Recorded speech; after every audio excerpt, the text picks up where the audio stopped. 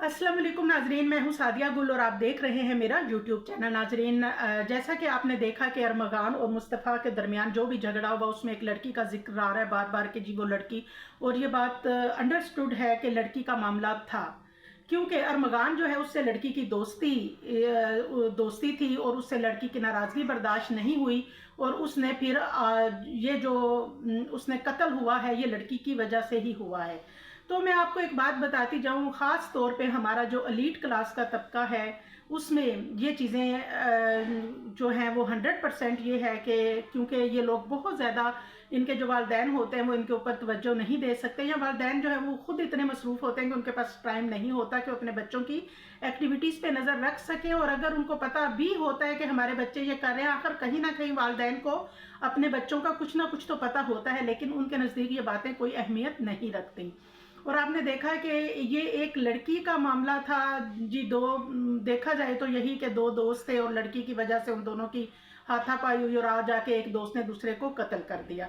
और लड़की जो है वो इस वक्त मुल्क से बाहर है और वो एक लड़की जो है वो सबको पागल बना दी होती है। फिर उसके बाद दोस्त जो है वो आपस में लड़ पड़ते हैं और ऐसे वाक़यात जो है वो तकरीबन रोज़मर्रा ही का अब मामूल बनते जा रहे हैं।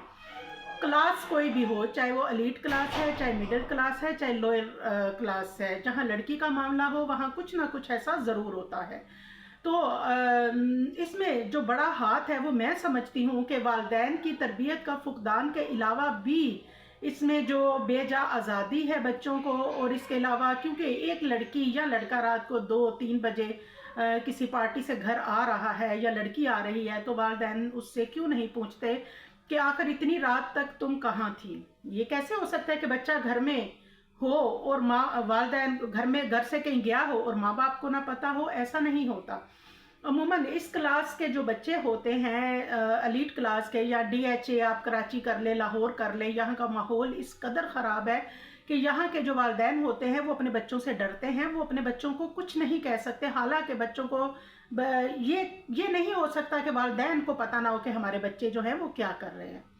और दूसरा इसमें जो मैं अहम बात जो मेरे जहन में आती है वो है ये सोशल मीडिया। ये जो आजकल नेटफ्लिक्स और ये नई नई मूवीज़ और इनमें जो नए नए करैक्टर आ रहे होते हैं और नए नए रोल सामने आ रहे होते हैं और वो सब दिखाया जा रहा होता है, जी फलां ने फलां को कत्ल कर दिया, ऐसे कत्ल किया। तो ये जो टीनेजर बच्चे होते हैं ये इन चीज़ों को अपने दिमाग के ऊपर हावी कर लेते हैं और ये फिर सोचते भी उसी मुताबिक है। और फिर जाहिर है उनके जहन में आइडियाज़ कहाँ से आते हैं? ये इसी चीज़ से आते हैं। एक वक्त था जब हम छोटे थे तो हमारी दफ़ा सिर्फ एक PTV होता था। PTV पे भी हमें परमिशन नहीं होती थी। हमें होता था कि सिर्फ एक नीलाम घर, एक ऐसा प्रोग्राम था जो हमें अलाउ किया जाता था हमारी फैमिलीज़ की तरफ से कि आप सिर्फ नीलाम घर देखें, क्योंकि वो एक मालूमाती प्रोग्राम था।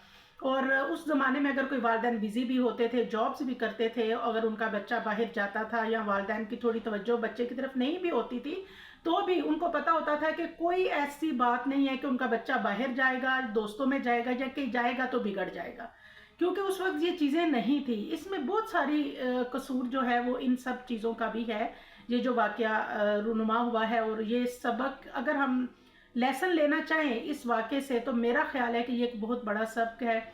सिर्फ मेरे लिए ये सबक नहीं है बल्कि ये हर वालिदैन के लिए है कि जो अपने बच्चों की एक्टिविटीज़ से हट पे नज़र नहीं रखते, या उनको उनकी तरबियत का थोड़ा फुकदान कह लें कि बच्चों की तरबियत उस तरह से नहीं कर पाते कि बच्चों को पता हो कि क्या सही है और क्या गलत है।